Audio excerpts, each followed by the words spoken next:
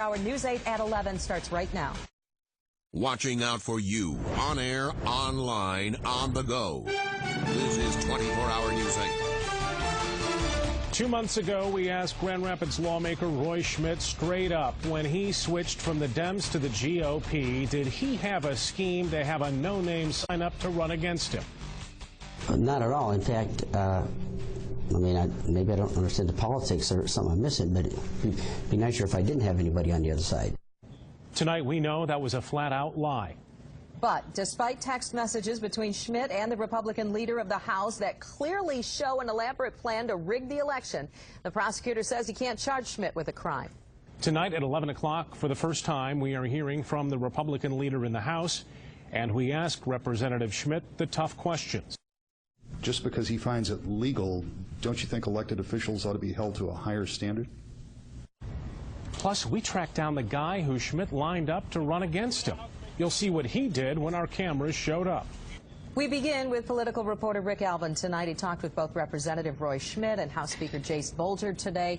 He joins us live in studio tonight with more on this. Well, it's no longer a question of who knew what and when and how deeply they were involved, but what do they do now? A lot of people have said that if these two were involved to the degree that this report now shows, that maybe they should consider getting out of office. I put that question to both men. First, to Speaker Bolger.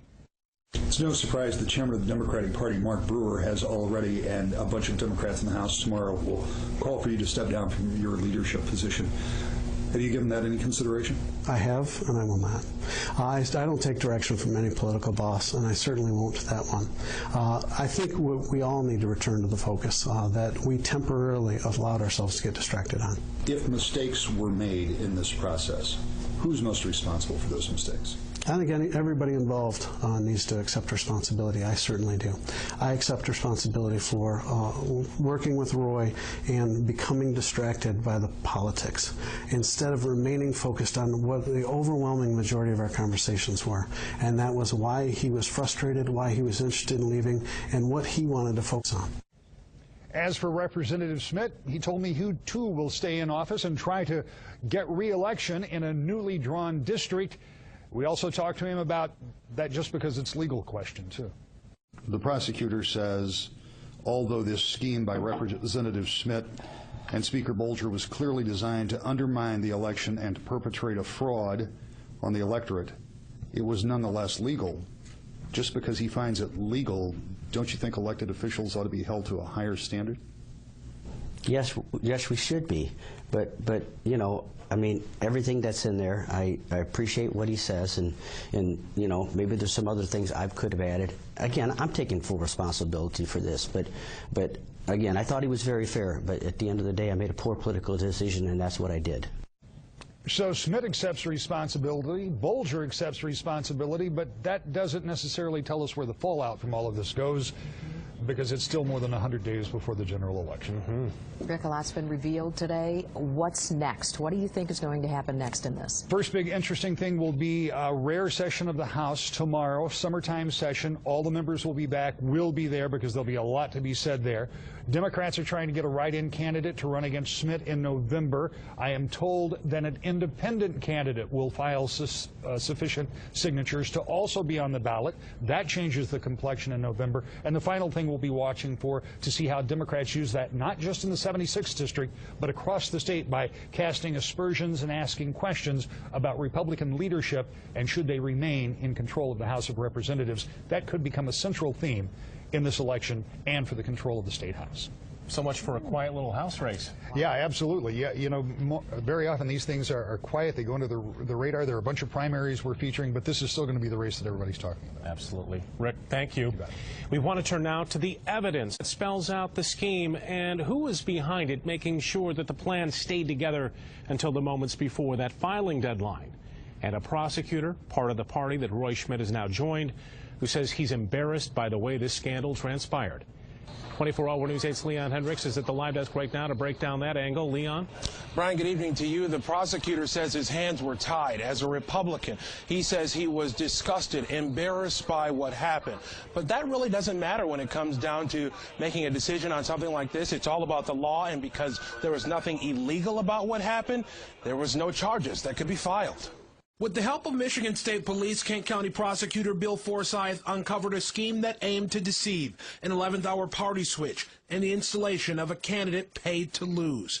It was Roy Schmidt's son Ryan that found the man, a friend of his cousin's, a 22-year-old who knew nothing about politics, but lured by the $450 offer. Matt Mojak's name was filed to be the Democratic candidate shortly after Schmidt made the switch.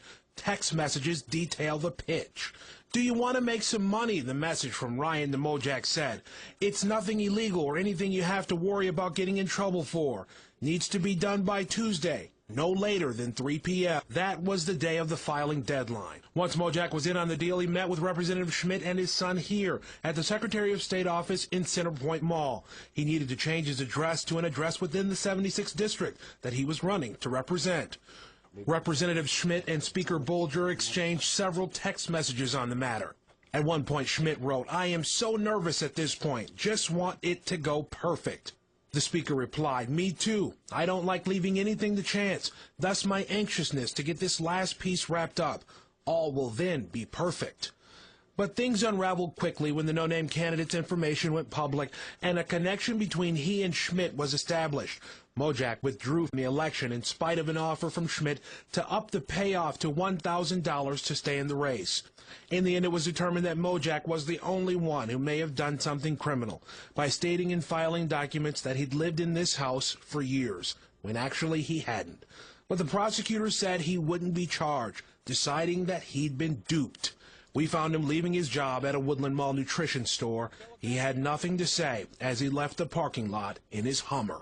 Don't you feel like you want to apologize to the people of Grand Rapids? I think the election process is pretty fundamental in this country. I mean, that's kind of our backbone, if you will, of a democracy. And what they did here undermined that in every sense. And then, you know, I know in particular Representative Schmidt went on TV and denied that he knew Mojak, didn't know anything about Mojak. And that simply wasn't true. So I'm offended by what they did, and as an elected official, I'm embarrassed by what they did. And while it will have no bearing on this case, the prosecutor says that he wants to see schemes like this made illegal. We're in touch with our sources in Lansing to see if that will happen. You'll expect to hear more about that tomorrow as we continue our coverage on this case. Reporting at the live desk, Leon Hendricks, 24-Hour News 8. Leon, thank you. If you want to see more of those text messages that we got our hands on today,